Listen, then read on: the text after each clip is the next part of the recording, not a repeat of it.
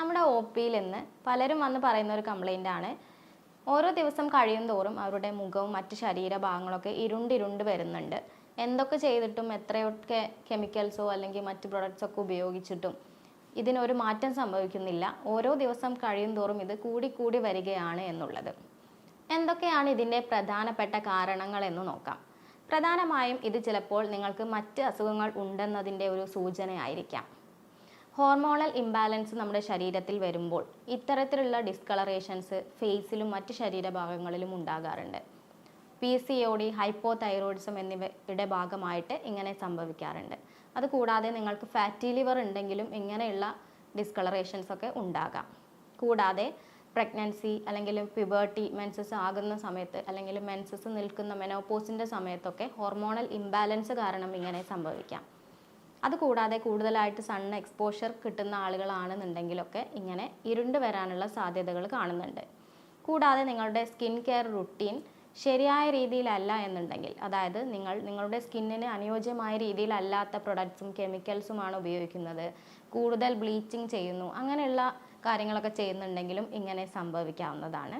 അതുകൂടാതെ നിങ്ങൾക്ക് മുഖക്കുരു വന്ന് അതിൻ്റെ ഭാഗമായിട്ട് ഫേസിൽ ഇങ്ങനെ ഡിസ്കളറേഷൻസ് ഉണ്ടാകാറുണ്ട്. അതുപോലെ നിങ്ങൾ മറ്റ് ചില അസുഖങ്ങൾക്ക് മരുന്നുകൾ എടുക്കുന്നതിൻ്റെ ഭാഗമായിട്ട്, പ്രധാനമായിട്ട് ഡിപ്രഷന് മരുന്നുകൾ എടുക്കുന്ന ആൾക്കാരാണെന്നുണ്ടെങ്കിൽ അല്ലെങ്കിൽ PCODയുടെ ചില മരുന്നുകൾ, ചില അയൺ ടാബ്ലറ്റ്സ് ഒക്കെ കഴിക്കുമ്പോൾ ഇത്തരത്തിലുള്ള ഡിസ്കളറേഷൻ കാണാറുണ്ട്. കൂടാതെ നിങ്ങളുടെ സ്കിന്ന് ഭയങ്കര സെൻസിറ്റീവ് ആണ്, നിങ്ങൾ കൂടുതൽ സ്കിന്നിൽ റബ്ബിങ് ചെയ്യുന്നുണ്ട്, അതുപോലെ തന്നെ എക്സ്ഫോളിയേഷൻ ഒക്കെ കൂടുതലായിട്ട് ചെയ്യുന്ന ആൾക്കാരാണ് എന്നുണ്ടെങ്കിലൊക്കെ ഇങ്ങനെ വരാം. അപ്പോൾ ഇതിന് പലതരത്തിലുള്ള കാരണങ്ങളുണ്ട്. നിങ്ങളുടെ കാരണം എന്താണെന്നുള്ളത് നിങ്ങൾ കണ്ടെത്തുകയാണ് ആദ്യം ചെയ്യേണ്ടത്. നിങ്ങളുടെ ചർമ്മം തിളക്കമുള്ളതാക്കാനും അതുപോലെ തന്നെ അതിലുള്ള ചുളിവുകളൊക്കെ മാറാനും ആരോഗ്യത്തോടെ ഇരിക്കാനും നിങ്ങളുടെ ഭക്ഷണത്തിൽ നിങ്ങൾ ഉൾപ്പെടുത്തേണ്ട 2 പ്രധാനപ്പെട്ട കാര്യങ്ങളെ പറ്റിയാണ് ഇനി പറയുന്നത്. അതിലൊന്നാണ് കൊളാജൻ. നമ്മുടെ സ്കിന്ന് ഉണ്ടാക്കിയിട്ടുള്ളത് മെയിനായിട്ടും കൊളാജൻ എന്ന് പറഞ്ഞിട്ടുള്ള ഒരു പ്രോട്ടീൻ കൊണ്ടാണ്. നമ്മുടെ ചർമ്മത്തിൽ ചുളിവുകൾ വീഴാതിരിക്കാനും ചർമ്മം ഭയങ്കര ഗ്ലോ ഉള്ളതാക്കാനൊക്കെ സഹായിക്കുന്ന ഒരു പ്രോട്ടീനാണ് കൊളാജൻ എന്ന് പറയുന്നത്. എന്നാൽ പ്രായം കൂടുന്നതിനനുസരിച്ച് നമ്മുടെ ശരീരത്തിൽ നിന്നും ഈ കൊളാജൻ നഷ്ടപ്പെടുന്നുണ്ട്. ഒരു 25 വയസ്സൊക്കെ കഴിഞ്ഞാൽ ഏകദേശം 1% വെച്ചിട്ട് കൊളാജൻ നമ്മുടെ ശരീരത്തിൽ നിന്നും നഷ്ടപ്പെട്ടുകൊണ്ടിരിക്കുകയാണ്. അപ്പോൾ ഈ കൊളാജനെ നമ്മൾ പ്രൊട്ടക്റ്റ് ചെയ്യുമ്പോഴാണ് നമുക്ക് ആൻറ്റി ഏജിങ് അല്ലെങ്കിൽ നമ്മുടെ ചർമ്മം കണ്ടാൽ പ്രായം തോന്നാത്ത ആ ഒരു രീതിയിലേക്ക് എത്തുന്നത്. അപ്പം നമ്മുടെ ശരീരത്തിലുള്ള കൊളാജൻ പെട്ടെന്ന് നഷ്ടപ്പെടുന്ന ചില കണ്ടീഷൻസ് ഉണ്ട്. അതെന്തൊക്കെയാണെന്ന് വെച്ചാൽ, ഒന്നാമത്തത് സ്മോക്കിംഗ് ആണ്. സ്മോക്കിംഗ് ചെയ്യുന്ന ആൾക്കാരിൽ നമ്മുടെ ശരീരത്തിൽ ഓൾറെഡി ഉള്ള കൊളാജൻ വളരെ പെട്ടെന്ന് തന്നെ നഷ്ടപ്പെടാനുള്ള സാധ്യതകളും അതുപോലെ തന്നെ ചർമ്മത്തിൽ ചുളിവുകൾ വീഴാൻ പെട്ടെന്ന് സാധ്യതകളും ഉണ്ടാകുന്നുണ്ട്. രണ്ടാമത് എന്ന് പറയുന്നത് സ്ട്രെസ്സാണ്. നമുക്ക് കൂടുതൽ സ്ട്രെസ് ഉണ്ടാകുന്ന സമയത്ത് നമ്മുടെ ശരീരത്തിൽ കോർട്ടിസോൾ എന്നൊരു ഹോർമോൺ പ്രൊഡ്യൂസ് ചെയ്യുന്നുണ്ട്. ഈ ഹോർമോൺ ഉണ്ടാകുമ്പോഴും നമ്മുടെ കൊളാജൻ കൂടുതലായിട്ട് നഷ്ടപ്പെടുന്നു. കൂടാതെ ഷുഗർ എന്ന് പറയുമ്പോൾ നമ്മുടെ റിഫൈൻഡ് ആയിട്ടുള്ള ഷുഗേഴ്സ്, നമ്മുടെ ബേക്കറി ഐറ്റംസിലുള്ളതും പുറത്തുനിന്നൊക്കെ കിട്ടുന്ന ഷുഗേഴ്സ് കഴിക്കുമ്പോഴും നിങ്ങൾക്കിങ്ങനെ കൊളാജൻ പെട്ടെന്ന് നഷ്ടപ്പെടുന്നുണ്ട്. മറ്റൊരു കാരണമാണ് സൺലൈറ്റ് എക്സ്പോഷർ എന്നുള്ളത്. കൂടുതലായിട്ട് നിങ്ങൾ സൂര്യപ്രകാശത്തിനോട് എക്സ്പോഷർ കിട്ടുന്ന സമയത്തും ഇങ്ങനെ നഷ്ടപ്പെടാനുള്ള സാധ്യതയുണ്ട്. അതുപോലെ തന്നെ നിങ്ങളുടെ ഉറക്കം വളരെ ഇമ്പോർട്ടൻ്റ് ആണ്. ഉറക്കക്കുറവുള്ള ആൾക്കാരിലും പെട്ടെന്ന് പ്രായമാകാനും നിങ്ങളുടെ സ്കിന്നിലൊക്കെ ചുളിവുകൾ പെട്ടെന്ന് വരാനുമുള്ള സാധ്യതകൾ കൂടുതലാണ്. അപ്പോൾ നമ്മുടെ ശരീരത്തിൽ കൊളാജൻ മെയിൻറ്റെയിൻ ചെയ്യാൻ വേണ്ടിയിട്ട് അല്ലെങ്കിൽ അതിൻ്റെ അളവ് നിലനിർത്താൻ വേണ്ടിയിട്ട് നമുക്ക് ചെയ്യാവുന്ന കുറച്ച് കാര്യങ്ങളെ പറ്റിയിട്ടാണ് പറയുന്നത് ഇനി. അപ്പം ഒന്നാമത്തെ കാര്യം എന്ന് പറഞ്ഞാൽ വ്യായാമം എന്നുള്ളതാണ്. വ്യായാമം നമ്മളുടെ ശരീരത്തിലെ കൊളാജനെ പ്രൊട്ടക്റ്റ് ചെയ്യാൻ സഹായിക്കുന്നുണ്ട്. അതുപോലെ തന്നെ കൂടുതൽ സൺലൈറ്റിനോട് എക്സ്പോഷർ ആകുന്ന ആളുകളാണ് എന്നുണ്ടെങ്കിൽ സൺസ്ക്രീനൊക്കെ ഉപയോഗിക്കാൻ വേണ്ടിയിട്ട് ശ്രദ്ധിക്കുക. നിങ്ങൾ സൺസ്ക്രീൻ ഉപയോഗിക്കുന്ന സമയത്ത് എപ്പോഴും എബവ് 30 SPF ഉള്ള സൺസ്ക്രീൻ ഉപയോഗിക്കാൻ വേണ്ടി ശ്രദ്ധിക്കുക. പിന്നെ ഒരു സൺസ്ക്രീൻ നമുക്ക് 24 hours പ്രൊട്ടക്ഷൻ തരുന്നില്ല എന്നുള്ളത് കൊണ്ട് തന്നെ ഓരോ 6 hours നിങ്ങളിത് അപ്ലൈ ചെയ്തുകൊണ്ടിരിക്കാൻ വേണ്ടിയിട്ട് നിങ്ങൾ ശ്രദ്ധിക്കുക. അതുപോലെ സ്മോക്കിംഗ് ശീലമുള്ള ആൾക്കാരാണെന്നുണ്ടെങ്കിൽ അത് ഒഴിവാക്കാൻ വേണ്ടി ശ്രദ്ധിക്കുക. ഉറക്കം എന്തായാലും ഒരു 6 to 8 മണിക്കൂർ നിങ്ങൾ ഉറങ്ങിയിരിക്കണം. സ്ട്രെസ്സ് കുറയ്ക്കാൻ വേണ്ടിയിട്ട് നിങ്ങൾക്ക് യോഗ, മെഡിറ്റേഷൻ എന്നിവയൊക്കെ ചെയ്യാവുന്നതാണ്. അതുപോലെ ഷുഗർ മാക്സിമം നിങ്ങൾ കട്ട് ചെയ്യാൻ വേണ്ടിയിട്ടും ശ്രദ്ധിക്കുക. ഇനി പ്രധാനമായും കൊളാജൻ നമുക്ക് എങ്ങനെയാണ് ഭക്ഷണത്തിൽ നിന്ന് കിട്ടുന്നത്, എന്തൊക്കെ ഭക്ഷണങ്ങൾ കഴിച്ചാൽ നമ്മുടെ ശരീരത്തിലേക്ക് കൊളാജൻ എത്തും, നമ്മുടെ സ്കിന്ന് ഒന്നും കൂടെ ബെറ്റർ ആവും എന്നുള്ളത് നമുക്ക് നോക്കാം. നല്ല പ്രോട്ടീന് നിങ്ങളുടെ ശരീരത്തിലേക്ക് എത്താൻ വേണ്ടിയിട്ട് നിങ്ങൾ കഴിക്കേണ്ടത് ബോൺ ബ്രോത്ത് അല്ലെങ്കിൽ എല്ല് സൂപ്പ്. ഇതിൽ കുറേ ഫാറ്റ് സോലുബിൾ വൈറ്റമിൻസ് ഉണ്ട്, അതൊക്കെ കൊളാജൻ സിന്തസിസിനെ സഹായിക്കും. അതുകൂടാതെ ഫിഷ്, ചിക്കൻ വിത്ത് സ്കിന്ന്, തൊലിയോട് കൂടിയിട്ടുള്ള ചിക്കനാണ് ഒന്നുകൂടെ നല്ലത്. അതിലൊക്കെ നിങ്ങൾ കൊളാജൻ സിന്തസിസിനെ വളരെയധികം സഹായിക്കുന്നുണ്ട്. കൂടാതെ മുട്ടയിലുള്ള മഞ്ഞക്കരുവാണ് കൂടുതൽ നല്ലത്, എഗ് യോക്ക്. അതിലാണ് കൂടുതൽ വൈറ്റമിൻ എ റിച്ച് ആയിട്ടുള്ളത്. കൂടാതെ വൈറ്റമിൻ സിക്ക് വേണ്ടിയിട്ട് സിട്രസ് ഫ്രൂട്ട്സ്, അതായത് ഓറഞ്ച്, മുസമ്പി, നാരങ്ങ എന്നിവയൊക്കെ കൂടുതലായിട്ട് ഉൾപ്പെടുത്തുക. അതുപോലെ തന്നെ തക്കാളിയിൽ ആൻറ്റി ഓക്സിഡൻസ് കൂടുതലാണ്. അതുകൂടാതെ നിങ്ങൾ ഇലക്കറികൾ എന്തായാലും, എസ്പെഷ്യലി ഗ്രീൻ ലീഫി വെജിറ്റബിൾസ്, അതായത് പച്ചിലക്കറികൾ, നമ്മുടെ മുരിങ്ങയില, ചീരയില, പയറില എന്നിവയൊക്കെ തീർച്ചയായിട്ടും നിങ്ങൾ ഭക്ഷണത്തിൽ ഉൾപ്പെടുത്തുക. ഇത് നമ്മുടെ ശരീരത്തിലെ കൊളാജൻ മെയിൻറ്റെയിൻ ചെയ്യാനും നിലനിർത്തിക്കൊണ്ട് പോകാനും സിന്തസിസിനും ഉൽപ്പാദനത്തിനും വളരെയധികം നമ്മുടെ ഗ്രീൻ ലീഫി വെജിറ്റബിൾസ് സഹായിക്കുന്നുണ്ട്. കൂടാതെ സൾഫർ കിട്ടാൻ വേണ്ടിയിട്ട് നിങ്ങൾക്ക് വെളുത്തുള്ളി, സവാള എന്നിവയൊക്കെ ഭക്ഷണത്തിൽ ഉൾപ്പെടുത്തുക. ബീൻസ്, ക്യാരറ്റ് എന്നിവയൊക്കെ ഭക്ഷണത്തിൽ ഉൾപ്പെടുത്തുക. ഇത്രയും കാര്യങ്ങളൊക്കെ നിങ്ങൾ ശ്രദ്ധിച്ചാൽ തന്നെ നിങ്ങളുടെ ശരീരത്തിന് ആവശ്യമായ കൊളാജൻ നിങ്ങളുടെ ശരീരത്തിൽ ഉൽപ്പാദിപ്പിക്കും. ഉള്ള കൊളാജൻ നഷ്ടപ്പെടാതെ അത് മെയിൻറ്റെയിൻ നിന്ന് പോവുകയും നിങ്ങളുടെ ചർമ്മം ഗ്ലോ ഉള്ളതായിരിക്കും. അതുപോലെ തന്നെ ചുളിവുകൾ വീഴാതെ നിങ്ങളുടെ ചർമ്മം പ്രായം തോന്നിക്കാതിരിക്കാൻ ഇത് വളരെയധികം സഹായിക്കുകയും ചെയ്യും. അതുപോലെ നമ്മുടെ ശരീരത്തിന്, നമ്മുടെ ചർമ്മത്തിൻ്റെ തിളക്കത്തിനും ആരോഗ്യത്തിനും ആവശ്യമായ വളരെ പ്രധാനപ്പെട്ട ഒരു വൈറ്റമിനാണ് വൈറ്റമിൻ K2. വൈറ്റമിൻ K നമ്മുടെ ശരീരത്തിൽ രക്തം കട്ട പിടിക്കാനൊക്കെ സഹായിക്കുന്നുണ്ട്. അതൊരു ഫാറ്റ് സൊല്യൂബിൾ ആയിട്ടുള്ള ഒരു വൈറ്റമിനാണ്. വൈറ്റമിൻ K തന്നെ 2 രീതിയിലുണ്ട്, വൈറ്റമിൻ K1 എന്ന് പറഞ്ഞിട്ടും K2 എന്ന് പറഞ്ഞിട്ടും. K1 നമുക്ക് പച്ചക്കറികളിൽ നിന്ന്, എസ്പെഷ്യലി നമ്മുടെ പച്ചിലക്കറികൾ, ഗ്രീൻ ലീഫി വെജിറ്റബിൾസിൽ നിന്നൊക്കെയാണ് കിട്ടുന്നത്. എന്നാൽ K2 നമ്മുടെ കുടലിനുള്ളിലുള്ള ബാക്ടീരിയാസ് K1ൽ നിന്ന് ഉണ്ടാക്കുന്ന വൈറ്റമിനാണ് വൈറ്റമിൻ K2 എന്ന് പറയുന്നത്. അതുപോലെ തന്നെ നമ്മുടെ ആനിമൽസിൽ നിന്നാണ്, അതായത് നമ്മുടെ നോൺ വെജ് ഐറ്റംസിൽ നിന്നാണ് നമുക്ക് വൈറ്റമിൻ K2 പ്രധാനമായിട്ട് നമ്മുടെ ശരീരത്തിലേക്ക് കിട്ടുക. വൈറ്റമിൻ K2 എന്ന് പറയുന്നത് നമ്മുടെ ചർമ്മത്തിൻ്റെ ആരോഗ്യത്തിനും അതുപോലെ തന്നെ എല്ലുകളുടെ ആരോഗ്യത്തിനും ഒരുപോലെ ഇമ്പോർട്ടൻ്റ് ആണ്. നമ്മുടെ ശരീരത്തിലെ പ്രോട്ടീനെ ആക്ടിവേറ്റ് ചെയ്ത് കൊളാജൻ സിന്തസിസിനെ വളരെയധികം ഹെൽപ്പ് ചെയ്യുന്നു.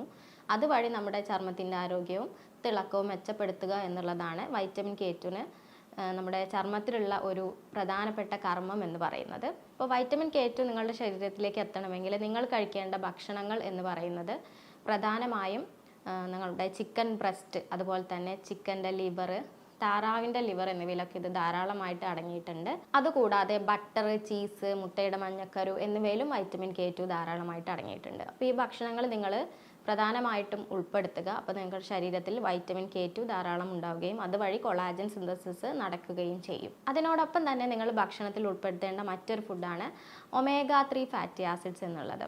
omega-3 ഫാറ്റി ആസിഡ്സും ഇതുപോലെ തന്നെ നിങ്ങളുടെ ചർമ്മത്തിന് വളരെയധികം നല്ലതാണ്. അത് നിങ്ങളുടെ ചർമ്മത്തിൻ്റെ ആരോഗ്യം മെച്ചപ്പെടുത്താനൊക്കെ വളരെയധികം ആൻറ്റി ഏജിങ് പ്രോപ്പർട്ടീസ് ഉള്ളതാണ് omega-3 fatty acids. omega-3 fatty acids പ്രധാനമായിട്ടും ഉള്ളത് കൊഴുപ്പുള്ള ചെറിയ മത്സ്യങ്ങളിലാണ്. അതായത് മത്തി, അയല, നത്തോലി, ചൂര, ട്യൂണ പോലെയുള്ള മത്സ്യങ്ങളിലാണ് കൂടുതലായിട്ട് ഉണ്ടാകുന്നത്. അതുപോലെ തന്നെ നമ്മുടെ വാൾനട്ട്സ്, ബദാം പോലെയുള്ള നട്ട്സിലും ഇത് കൂടുതലായിട്ട്, ചിയ സീഡ്സ്, ഫ്ലാക്സ് സീഡ്സ് അതിലും ഉണ്ടാകാറുണ്ട്. അപ്പോൾ ഇതും നിങ്ങൾ ഭക്ഷണത്തിൽ ഉൾപ്പെടുത്തുക എന്നുള്ളതാണ് ഒരു ഇമ്പോർട്ടൻ്റ് ആയിട്ടുള്ള കാര്യം. അതുപോലെ തന്നെ വെള്ളം വളരെ ഇമ്പോർട്ടൻ്റ് ആയിട്ടുള്ള ഒരു കാര്യമാണ്. ഹൈഡ്രേഷൻ ചെയ്യുക എന്നുള്ളത്. 25 കിലോ വെയിറ്റ് ഉള്ള ഒരാൾ 1 ലിറ്റർ വെള്ളം എന്നുള്ള രീതിയിൽ ആണ് നിങ്ങൾ കുടിക്കേണ്ടത്. നമ്മുടെ സ്കിന്നിൻ്റെ ആരോഗ്യത്തിന് ഒന്ന് ഡയറ്റ്, ന്യൂട്രീഷന്, പിന്നെ ഹൈഡ്രേഷന്, മറ്റൊരു ഇമ്പോർട്ടൻ്റ് ആയിട്ടുള്ള ഒരു കാര്യമാണ് സ്കിൻ കെയർ എന്നുള്ളത്. ഈ സ്കിൻ കെയർ നിങ്ങൾ ചെയ്യുന്ന സമയത്ത് ഓരോ സ്കിൻ ടൈപ്പിനനുസരിച്ചിട്ടാണ് സ്കിൻ കെയർ ചെയ്യേണ്ടത്. അതായത് ഡിഫറെൻറ്റ് ടൈപ്പ് സ്കിന്ന് നമുക്കുണ്ട്. ഡ്രൈ സ്കിൻ ഉണ്ട്, നോർമൽ സ്കിൻ ഉണ്ട്, ഓയിലി സ്കിൻ ഉണ്ട്, സെൻസിറ്റീവ് ആയിട്ടുള്ള സ്കിൻ ഉണ്ട്. അപ്പോൾ ഓരോ സ്കിന്നിനും ഓരോ തരത്തിലുള്ള സ്കിൻ കെയർ ആയിരിക്കും കൊടുക്കേണ്ടി വരിക. ഡ്രൈ സ്കിൻ ആണെന്നുണ്ടെങ്കിൽ മോയ്സ്ചറൈസർ എന്തായാലും വേണ്ടി വരും. ഓയിലി സ്കിൻ ആണെന്നുണ്ടെങ്കിൽ ഓയിൽ കുറവുള്ള മോയ്സ്ചറൈസർ ആയിരിക്കും നിങ്ങൾ ഉപയോഗിക്കേണ്ടി വരിക. അതുപോലെ സെൻസിറ്റീവ് ആയിട്ടുള്ള സ്കിൻ ആണെന്നുണ്ടെങ്കിൽ എല്ലാ കെമിക്കൽസും എല്ലാ ക്രീംസും ഒന്നും അവർക്ക് പറ്റിക്കൊള്ളണമെന്നില്ല. അപ്പോൾ നിങ്ങൾ എന്തൊരു പുതിയ പ്രൊഡക്റ്റ് ഉപയോഗിക്കുന്നുണ്ടെങ്കിലും എന്ത് ഉപയോഗിക്കുകയാണെന്നുണ്ടെങ്കിലും ഫസ്റ്റ് നിങ്ങൾ പാച്ച് ടെസ്റ്റ് ചെയ്ത് നോക്കണം. ആ ഒരു പ്രൊഡക്റ്റ് നിങ്ങൾക്ക് അലർജിക് ആണോ, നിങ്ങളുടെ സ്കിന്നിന് നല്ലതാണോ എന്നറിയാൻ വേണ്ടിയിട്ടുള്ളൊരു ടെസ്റ്റാണ് പാച്ച് ടെസ്റ്റ്. ഈ പാച്ച് ടെസ്റ്റ് എങ്ങനെയാണ് ചെയ്യാമെന്ന് വെച്ചാൽ, ആ ഒരു ക്രീം അല്ലെങ്കിൽ ആ ഒരു പ്രൊഡക്റ്റ് എടുത്തിട്ട് ഫസ്റ്റ് നിങ്ങളുടെ ചെവിയുടെ ബാക്കിൽ അല്ലെങ്കിൽ കൈത്തണ്ടയിൽ അല്ലെങ്കിൽ നിങ്ങളുടെ കൈമുട്ടിന് അവിടെ ഒന്ന് ജസ്റ്റ് തേച്ച് കൊടുക്കുക. അതിനുശേഷം 24 മണിക്കൂർ വെയിറ്റ് ചെയ്തിട്ട് എന്തെങ്കിലും റിയാക്ഷൻസ്, അലർജി പോലെയോ ചൊറിച്ചിലോ റെഡ് കളർ വരികയോ അങ്ങനെ എന്തെങ്കിലും റിയാക്ഷൻസ് അവിടെ സംഭവിക്കുന്നുണ്ടോ എന്നുള്ളത് നോക്കുക. രണ്ടാമതായിട്ട് നിങ്ങൾ പിറ്റേ ദിവസം നിങ്ങൾ ഈ ഒരു സെയിം ക്രീം എടുത്തിട്ട് നിങ്ങളുടെ ഫേസിൽ അല്ലെങ്കിൽ നെക്കിൽ, കഴുത്തിൽ അപ്ലൈ ചെയ്യുക. എന്നിട്ട് 24 മണിക്കൂർ വെയിറ്റ് ചെയ്യുക. അതിനുശേഷം എന്തെങ്കിലും അലർജിക് റിയാക്ഷൻസ് നിങ്ങളുടെ ശരീരത്തിൽ ഉണ്ടായോ എന്നുള്ളത് ശ്രദ്ധിക്കുക. ഈ 2 ടെസ്റ്റിലും നിങ്ങൾ പാസ്സായാൽ നിങ്ങൾക്ക് ഈ ഒരു പ്രൊഡക്റ്റ് ഉപയോഗിക്കാം. നിങ്ങളുടെ ശരീരത്തിന് പ്രശ്നങ്ങളൊന്നും ഉണ്ടാകില്ല എന്നുള്ളതാണ്. അപ്പോൾ ആദ്യം തന്നെ നിങ്ങൾ ഫേസിൽ അപ്ലൈ ചെയ്യാതിരിക്കുക. കാരണം നമ്മുടെ ഫേസിലെ സ്കിൻ എന്ന് പറയുന്നത് ഭയങ്കര സോഫ്റ്റാണ്, കുറച്ചും കൂടി സെൻസിറ്റീവ് ആയിട്ടുള്ള സ്കിന്നാണ് മറ്റ് ശരീരഭാഗങ്ങളെ അപേക്ഷിച്ച് നോക്കുമ്പോൾ. അപ്പോൾ ആദ്യം നിങ്ങൾ പാച്ച് ടെസ്റ്റ് ചെയ്തതിന് ശേഷം മാത്രം ഏതും പ്രൊഡക്റ്റും നിങ്ങൾ ഉപയോഗിക്കുക. അപ്പോൾ ഇനി ഞാൻ പറയുന്നത് ഒരു ഹോം റെമഡിയാണ്. അപ്പോൾ ഇത് നിങ്ങളുടെ ചർമ്മത്തിൻ്റെ തിളക്കം കൂട്ടാൻ വേണ്ടിയിട്ടും നിങ്ങളുടെ ചർമ്മത്തിലുള്ള ചുളിവുകൾ കുറയ്ക്കാനും ഒക്കെ വളരെയധികം സഹായിക്കുന്ന ഒരു പാക്കാണ്. ഇതിന് വേണ്ടിയിട്ട് നിങ്ങൾ ഗ്ലിസറിൻ വെച്ചിട്ടാണ് നമ്മളിത് ചെയ്യുന്നത്. ഈ ഗ്ലിസറിൻ എന്ന് പറയുമ്പോൾ നമ്മളുടെ സ്കിന്നിലുള്ള ഹൈഡ്രേഷൻ നിലനിർത്താനും നമ്മുടെ സ്കിന്നിനെ സോഫ്റ്റ് ആക്കാനും സ്മൂത്ത് ആക്കാനും വളരെയധികം സഹായിക്കുന്ന ഒരു പ്രൊഡക്റ്റാണ് ഗ്ലിസറിൻ എന്ന് പറയുന്നത്. ഈ ഗ്ലിസറിൻ നിങ്ങൾ എടുക്കുമ്പോൾ വെജിറ്റബിൾ ഗ്ലിസറിൻ തന്നെ എടുക്കാൻ വേണ്ടിയിട്ട് ശ്രദ്ധിക്കുക. അതായത് വെജിറ്റബിൾ സോഴ്സിൽ നിന്ന് കിട്ടുന്ന ഗ്ലിസറിൻ, അതായിരിക്കും ഒന്നുകൂടെ നല്ലത്. ഇതിന് വേണ്ടിയിട്ട് നിങ്ങൾ ഒരു 20 ml റോസ് വാട്ടറിലേക്ക് ഒരു 5 to 6 drops 5 to 6 drops glycerine ഉറ്റിക്കുക. അതിനുശേഷം അതിലേക്ക് ഒരു 5 to 6 ഡ്രോപ്സ് നാരങ്ങയുടെ നീരും കൂടി ഉറ്റിക്കുക. അത് വൈറ്റമിൻ സിക്ക് വേണ്ടിയിട്ടാണ് നമ്മൾ നാരങ്ങാ നീര് ഉറ്റിക്കുന്നത്. കൂടുതൽ വെയിൽ കൊള്ളുന്ന ആൾക്കാരാണെന്നുണ്ടെങ്കിൽ അത് ആവശ്യമില്ല. ഇനി ഡ്രൈ സ്കിൻ ഉള്ള ആൾക്കാരാണ് എന്നുണ്ടെങ്കിൽ ഇതിന് പകരം നാരങ്ങാ നീരിന് പകരം നിങ്ങൾക്ക് തേന് ഉറ്റിക്കാവുന്നതാണ്. എന്നിട്ട് ഇത് നന്നായിട്ട് മിക്സ് ചെയ്തിട്ട് നിങ്ങൾക്കൊരു 15 മുതൽ 20 മിനിറ്റ്സ് വരെ നിങ്ങളുടെ ഫേസിൽ അപ്ലൈ ചെയ്യുക. ഫേസിൽ അപ്ലൈ ചെയ്തതിന് ശേഷം ഒരു 20 മിനിറ്റ്സിന് ശേഷം നിങ്ങൾക്ക് നോർമൽ വാട്ടർ ഉപയോഗിച്ച് ഇത് വാഷ് ചെയ്യാവുന്നതാണ്. ഇത് നിങ്ങൾ ഡെയിലി ചെയ്യുകയാണെന്നുണ്ടെങ്കിൽ നിങ്ങളുടെ സ്കിന്നിലുള്ള ചുളിവുകൾ കുറയ്ക്കാനും അതുപോലെ അത് കുറച്ചും കൂടി ഗ്ലോ തരാനൊക്കെ വളരെയധികം സഹായിക്കുന്നുണ്ട്. അപ്പോൾ ഇത് നിങ്ങൾ ചെയ്യുമ്പോഴും ആദ്യം പാച്ച് ടെസ്റ്റ് ചെയ്യുക എന്നുള്ളത് വളരെയധികം ഇമ്പോർട്ടൻ്റ് ആയിട്ടുള്ള ഒരു കാര്യമാണ്. ഗ്ലിസറിൻ ഉപയോഗിക്കുമ്പോൾ നിങ്ങളുടെ സ്കിന്നിലുള്ള എക്സ്പോളിയേഷൻ കുറയുകയും നിങ്ങളുടെ സ്കിൻ ഒന്നുകൂടെ പോളിഷ്ഡ് ആയിട്ടുള്ള ഒരു അപ്പിയറൻസ്, ഒരു കൊറിയൻ ഗ്ലാസ് സ്കിൻ പോലുള്ള ഒരു അപ്പിയറൻസ് നിങ്ങൾക്ക് കിട്ടുകയും ചെയ്യും. അപ്പോൾ ഈ ഒരു പാക്ക് ഇട്ടതിന് ശേഷം അല്ലെങ്കിൽ ഗ്ലിസറിൻ ഇട്ടതിന് ശേഷം നിങ്ങൾ വെയിൽ കൊള്ളരുത്. അതുപോലെ തന്നെ 13 വയസ്സിന് മുകളിലുള്ള എല്ലാവർക്കും ഇത് ഉപയോഗിക്കാവുന്നതാണ്. നിങ്ങളുടെ ഫേസിൽ മാത്രമല്ല, നിങ്ങളുടെ ചുണ്ടിനുണ്ടാകുന്ന ഡാർക്ക് കളറ്, അതുപോലെ തന്നെ നിങ്ങളുടെ കണ്ണിനടിയുള്ള കറുപ്പ് എന്നിവയ്ക്കും ഈ പാക്ക് നിങ്ങൾക്ക് ഉപയോഗിക്കാം. അതുപോലെ തന്നെ നിങ്ങളുടെ ഹെയറും ഭയങ്കര ഡ്രൈ ആയിട്ട് ഫ്രിസി ആയിട്ടുള്ള ഹെയർ ആണെന്നുണ്ടെങ്കിൽ അവർക്കും ഇങ്ങനെയുള്ള ഗ്ലിസറിനൊക്കെ ഉപയോഗിച്ചാൽ, നമ്മൾ ഹെയറിൽ ഉപയോഗിക്കുമ്പോൾ നിങ്ങൾ ഈക്വൽ ഗ്ലിസറിൻ എടുക്കുക, അതിനോടൊപ്പം തുല്യ അളവിൽ തന്നെ വെള്ളം എടുത്ത് മിക്സ് ചെയ്യുക. അതിലേക്ക് കുറച്ച് 1-2 ടീസ്പൂൺ അലോവേര ജെല്ലും കൂടി മിക്സ് ചെയ്തിട്ട് നിങ്ങളുടെ മുടിയിൽ നന്നായിട്ട് അപ്ലൈ ചെയ്ത് കൊടുക്കുകയാണ് വേണ്ടത്. അപ്പോഴും നിങ്ങൾക്ക് നല്ല സ്മൂത്ത് ആയിട്ടുള്ള ഹെയർ നിങ്ങൾക്ക് കിട്ടുന്നതായിരിക്കും. അപ്പം ഈ പാക്ക് നിങ്ങൾ ട്രൈ ചെയ്ത് നോക്കുക. അതുപോലെ തന്നെ നിങ്ങൾ മുഖം ഇടയ്ക്കിടയ്ക്ക് നോർമലായിട്ടുള്ള വെള്ളം ഉപയോഗിച്ചിട്ട് വാഷ് ചെയ്യാൻ വേണ്ടി ശ്രദ്ധിക്കുക.